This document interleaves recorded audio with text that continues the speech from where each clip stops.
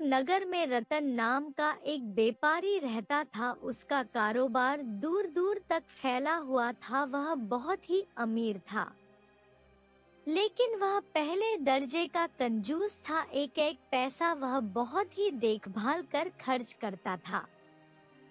रतन इतना कंजूस था कि भोजन में सूखी रोटी बिना सब्जी के साथ खाता था। घर में बने सीधे साधे कपड़े ही पहनता।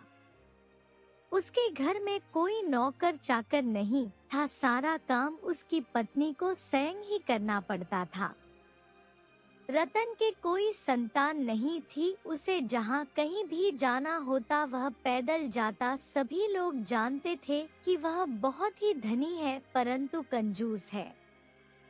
लोगों ने उसका नाम मक्खी चूस रख छोड़ा था। वह जैसे तैसे जो भी कमाता उससे सोने के सिक्के बनवा लेता। रतन के घर के पीछे एक बहुत बड़ा बगीचा था। वहाँ वह रोज सुबह शाम सैर करने के लिए जाता था। उसी बगीचे के एक पेड़ के नीचे उसने एक बड़ा सा घड़ा मिट्टी में दबाकर रखा हुआ था। जो भी दौलत वह इकट्ठी करता सोने के सिक्कों के रूप में उस मटके में डाल देता। शाम हो जाने पर उसके घर में केवल एक ही दिया जलता था।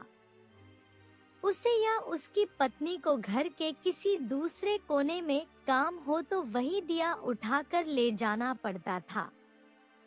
रतन अपनी जोड़ी हुई दौलत के बारे में किसी को नहीं बताता था। यहाँ तक कि उसकी पत्नी को भी इस बात का आभास न था कि उसका पति इतनी दौलत इकट्ठी कर रहा है। वह समझती थी कि उसके पति का कारोबार बहुत ही मंदा है, इस कारण वह रूखा सूखा भोजन खा रहे हैं। रतन की पत्नी बेचारी बहुत ही सीधी सादी थी। वह घर से बाहर नहीं निकलती थी। इस कारण वह यह भी नहीं जानती थी कि लोग उसके पति को कंजूस मक्खी चूस के नाम से पुकारते हैं। उसकी बड़ी इच्छा होती कि वह नए नए कपड़े पहने, आभूषण बनवाए, लेकिन पति की आमदनी बहुत ही कम जानकर वह किसी भी चीज की फरमाइश अपने पति से नहीं करती थी।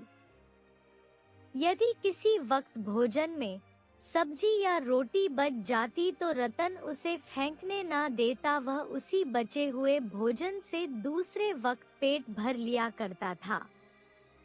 कंजूसी का आलम यह था कि वह घर में जूते या चप्पल नहीं पहनता था। वह कहता था, जूते जितना कम पहनूंगा उतने ज्यादा समय तक साथ देंगे। घर में जूते चप्पल पहनने की क्या जरूरत है? बिना बात घर में पहनेंगे तो वह घिस जाएंगे। बाजार में नाई से बाल कटवाने जाता तो इतने छोटे बाल कटवाता ताकि कम से कम 6 महीने तक उसे नाई के पास न जाना पड़े। घर के दरवाजों और खिड़कियों को तब तक बंद ना करता जब तक बहुत ज्यादा जरूरत ना होती। उसका विचार था कि बार बार दरवाजा को खोलने और बंद करने से दरवाजा के जोड़ घिस जाएंगे। रतन हर रोज पैसा बचाने और कंजूसी करने की नई नई तरकीबें सोचता रहता। वह सुबह शाम अपने बगीचे में टहलने जरूर जाता था। उसकी पत्नी सोचती कि रतन अपनी सेहत की खातिर बगीचे में जाता है, परंतु रतन का कुछ अलग ही मकसद होता था।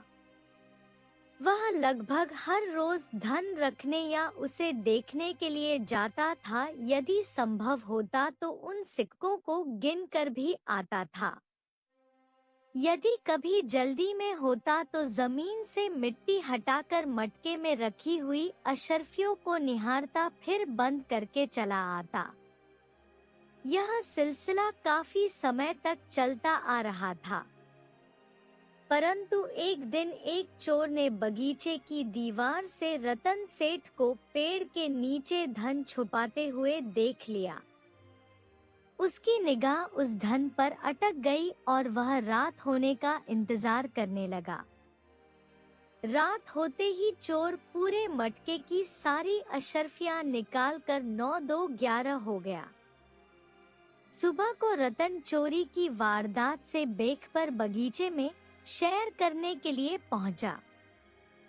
जब उस पेड़ के पास पहुंचा तो उसका कलेजा धक से रह गया। जहां उसका मटका था वहां मिट्टी खुदी हुई थी और खाली मटका जमीन पर दिखाई दे रहा था। रतन ने सोचा कि जल्दी से घर जाकर पहले पत्नी को और फिर पुलिस को इस बात की खबर दूं। परंतु पैर थे कि दुख और घबराहट के मारे आगे बढ़ने का नाम ही नहीं ले रहे थे। वह 2-4 कदम ही चला था कि बेहोश होकर गिर गया। जब बहुत देर तक घर नहीं पहुंचा तो उसकी पत्नी बगीचे में पहुंची।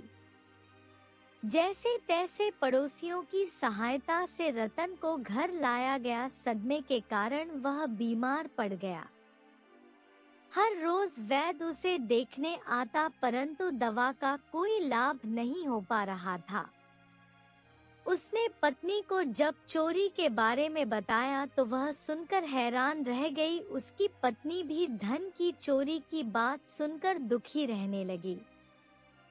रतन की बीमारी का हाल सुनकर उसका परम मित्र घनश्याम उससे मिलने के लिए आया। जब उसने अपने मित्र को अपनी आपबीती सुनाई तो उसका मित्र समझ गया कि रतन की बीमारी का कारण धन की चोरी का सदमा है। उसने तुरंत वेद का इलाज बंद करवा दिया। घनश्याम ने रतन से कहा, तुम जानते थे कि तुमने धन को कहाँ रखा है, यह बताओ कि तुम उस धन को क्यों इकट्ठा कर रहे थे। रतन बोला, अपने लिए। अपने लिए कैसे? तुम अपने लिए तो धन खर्च ही नहीं करते थे। रतन बोला, अपने भविष्य के लिए धन जोड़ रहा था ताकि जब मैं बूढ़ा हो जाऊं तो यह धन मेरे काम आए, और यदि इसी बीच मुझे कोई संतान हो जाए तो संतान को मेरी संपत्ति और मेरा खजाना मिल जाए। घनश्याम बोला, जब तुम इस उम्र में धन का उपयोग नहीं कर रहे थे तो बुढ़ापे के लिए उसका महक कैसा? अच्छा, अब मेरा कहना मानो और भूल जाओ कि तुम्हारा कोई धन चोरी हुआ है। जैसा रूखा सूखा तुम खाते थे वैसा ही खाते रहो, जैसे सीधे सादे कपड़े पहनते थे वैसे ही पहनते रहो। रतन जल्दी से बात काटते हुए बोला, यह कैसे हो सकता है? मेरा धन तो चला ही गया, मैं कैसे शांत रह सकता हूँ? घनश्याम ने एक बार फिर से अपने मित्र को समझाने का प्रयास किया। मित्र, जिस धन का तुम्हारे लिए कोई उपयोग नहीं था वह बेकार ही था। अब वह धन तुम्हारे पास रहे या किसी और के पास, इससे क्या फर्क पड़ता है?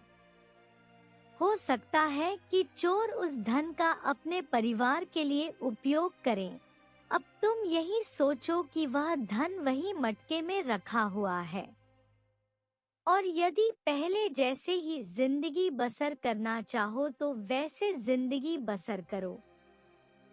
यदि तुम्हें इस चोरी से कुछ शिक्षा मिली हो तो आगे से जितनी कमाई करो उससे अपने और भाभी के सुख के लिए खर्च करो। कल का क्या भरोसा। पहली बात तो यह है कि तुम्हारा कोई संतान है ही नहीं। यदि हो भी जाए तो तुम उसके लिए धन को जोड़कर स्वयं को दुखी क्यों करते हो? संतान यदि लायक होगी तो खुद ही धन कमा लेगी, और मुफ्त में मिली हुई दौलत से तो संतान बिगड़ जाती है और उस धन को अय्याशी में बर्बाद कर देती है।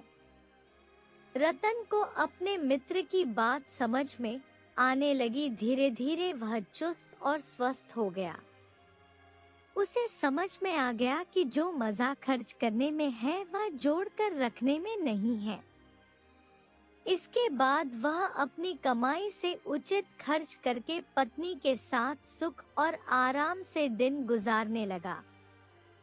तो दोस्तों, इसी तरह की इंटरेस्टिंग स्टोरी देखने के लिए आप चैनल को सब्सक्राइब कर लीजिए और वीडियो पर लाइक और कमेंट करना बिल्कुल मत भूलिएगा।